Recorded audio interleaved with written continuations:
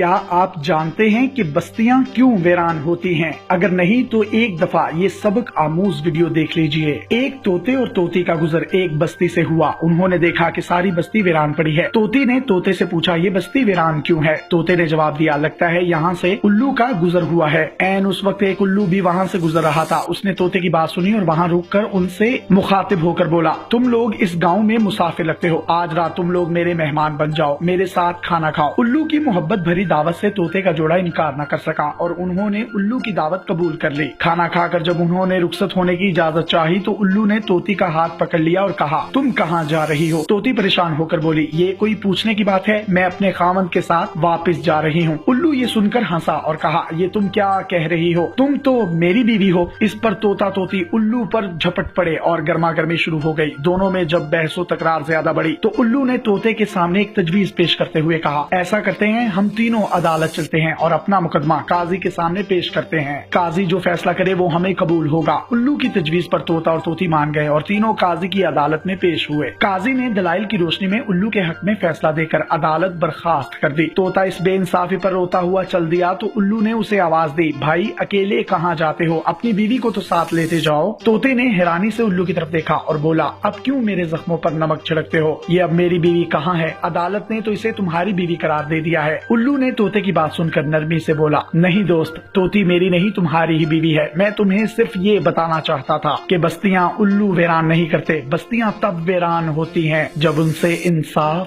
اٹھ جاتا ہے۔ مزید اس طرح کی ویڈیوز حاصل کرنے کے لیے آپ ہمارا پیج ڈیلی پاکستان بھی لائک کیجیے۔ اپنے میزبان یاسر شامی کو اجازت دیجیے۔ اللہ حافظ۔